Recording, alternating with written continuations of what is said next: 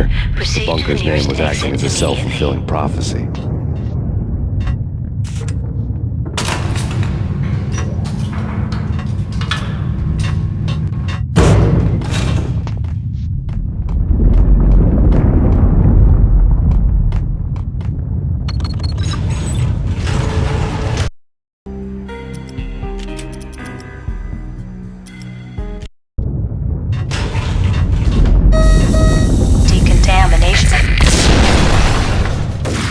Self-destruction imminent.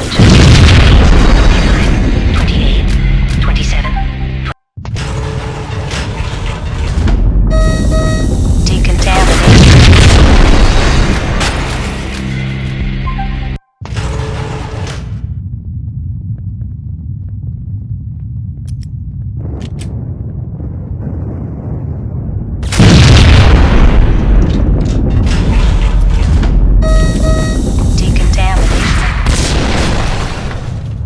Self-destruction imminent. 30, 29, 28, 27, 26, 25, 24, 23, 22, 21, 20, 19, 18, 17, 16, 15, 14,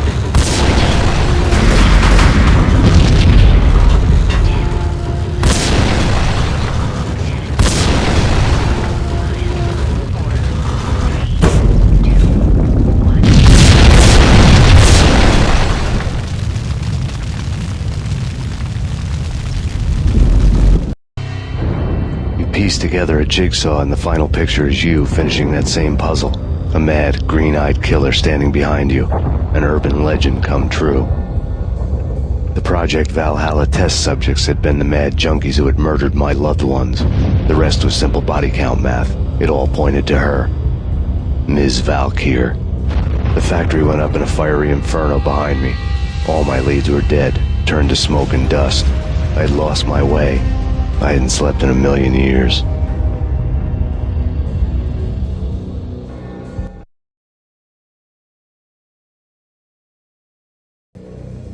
I felt thin as death. I'd been living on an endless supply of week-old donuts. They were fuel for this crazy furnace inside my head. I couldn't remember when I had last seen the sun. I was on a permanent graveyard shift. When the darkness fell, New York City became something else. Any old Sinatra song notwithstanding. Bad things happened in the night, on the streets of that other city, Noir York City. I was in an all-night diner, downing cup after cup of coffee that tasted like engine oil, when a new message from BB got me back on the killer track. What the hell happened at Roscoe Street? Maxie, I'm going out on a limb here. We need to talk this through, come up with a plan. 2:30 a.m., the Choir Communications Garage. The more I thought about Alex's murder and the frame-up, the more it felt like an inside job. I should have seen it coming. BB had sold me out, and now he wanted to finish what he'd started. The garage was dead. BB showed up in his tailor-made suit, gold watch, and cufflinks to match, all way beyond a cop's pay. Maxie. Oozing suave charm, he was guilty as hell. What the hell does BB stand for anyway? Backstabbing bastard? Come on, don't be like that. Have a cigar. I don't smoke. Maxie, you have no idea how big this is. It's huge. You have no idea. I think I do. You're a bribe-taking bent cop who sold out his partner. Those mobsters in the subway were a dead giveaway. Hard to miss. Bet it was exactly like this with Alex. Up close and personal. You can't win this one, Max. No, but I can make damn sure none of you do either. BB turned out to be another cardboard cutout bad guy.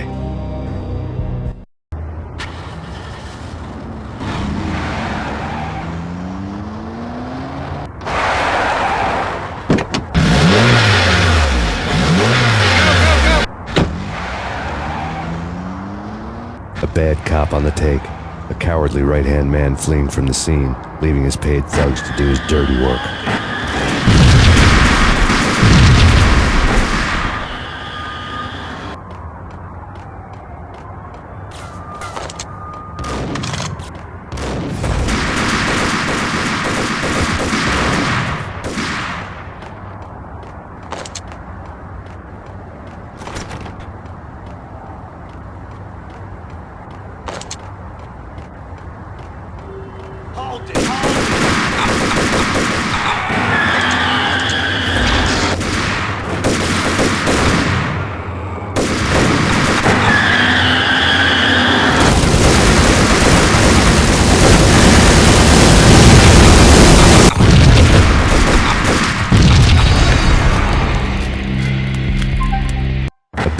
cop on the take. A cowardly red-handed fleeing from the scene, leaving his paid thugs to do his dirty work.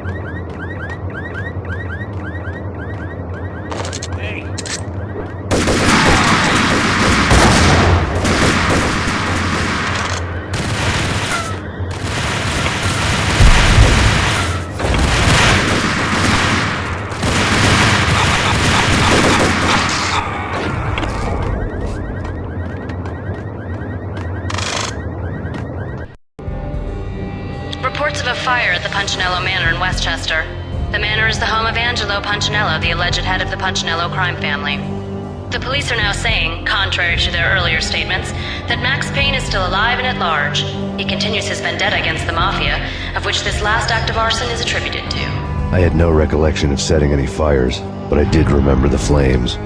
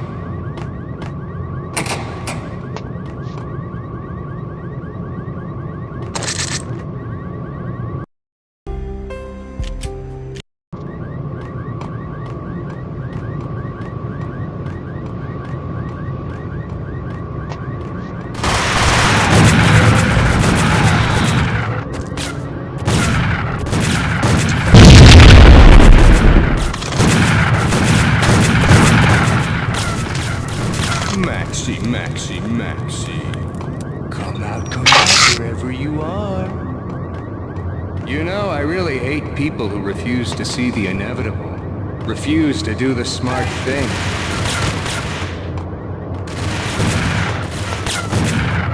No, I must do the right thing.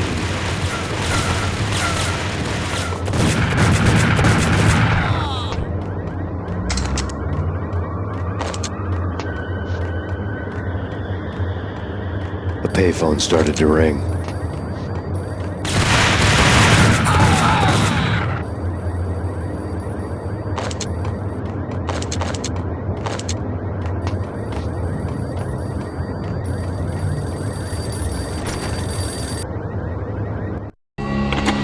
Yeah. Thanks, Payne. Whatever does it for you. This is Alfred Woden. I can give you the name of your enemy. Come to the Asgard building presently. We are expecting you.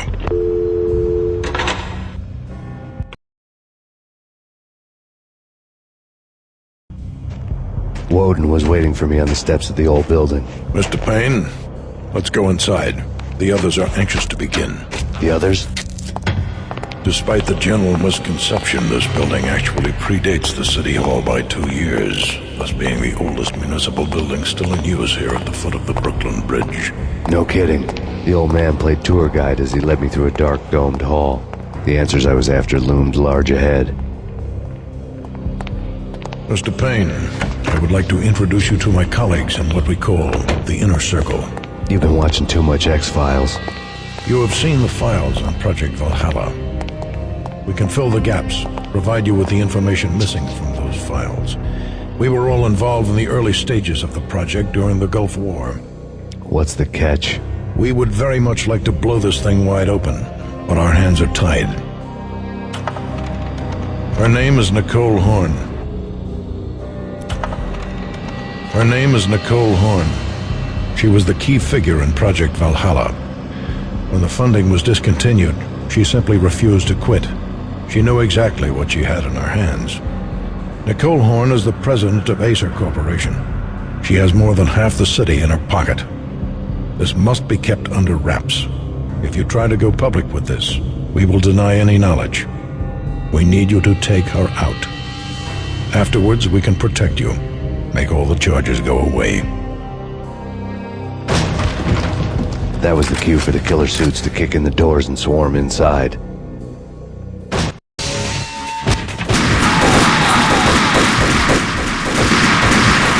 Impressive floor show, but I decided to leave early anyway. It was only a one-story fall.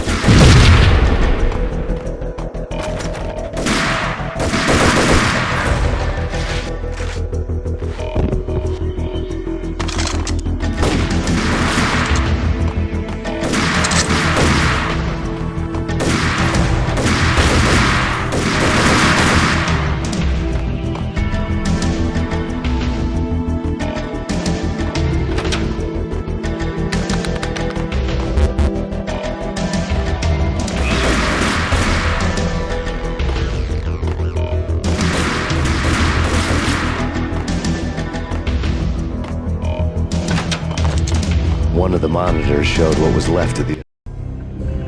On screen, the so-called corpse of Alfred Woden stood up, miraculously waking from his dirt nap, looking smug among his dead pals. In the land of the blind, the one-eyed man is king. I didn't know how he pulled it off, but it was a pretty slick way to get out of all his promises. Most of what he had said fit too well to be a load of crap.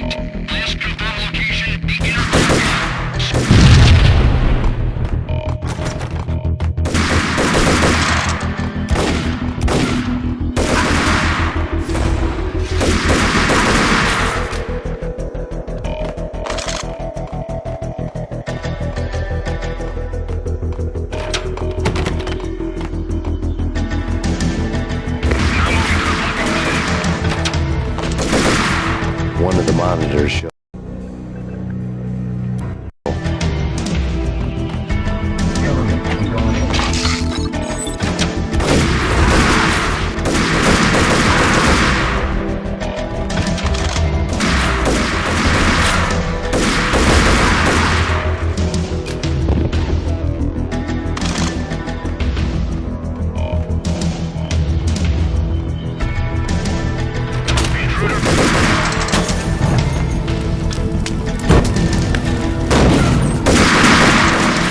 In pursuit of you.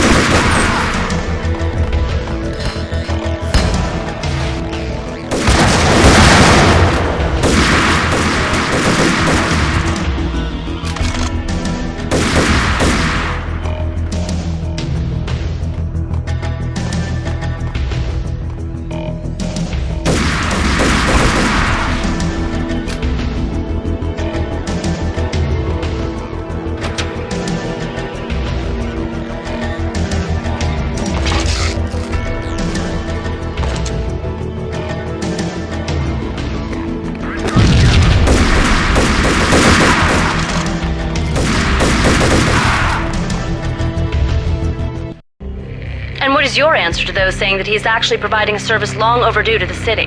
This crusade nonsense has gone too far. He's out of control. It must stop. He will be stopped. That was Deputy Chief Jim Bravura from the New York City Police Department.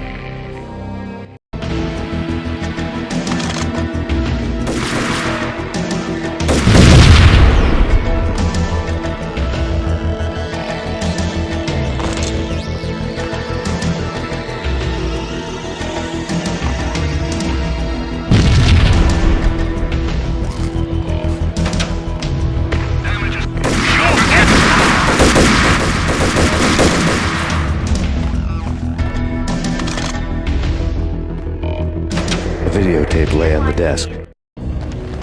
Nicole Horn had blackmailed the inner circle into silence. The tape came with a curt extortion note on a piece of expensive paper. I remembered Candy Dawn taping her clients in action on the side, selling the tapes to the highest bidder. I was sure that kinky sex was nowhere near Alfred Woden's worst sin. But I had a feeling that when this was over, any collateral would come in handy. Woden had left me a present. Woden had taken care of my mission preps with military precision. The critical areas in the Acer Corporation headquarters blueprints were circled in red. The president's office was at the top of the building, right below her penthouse suite.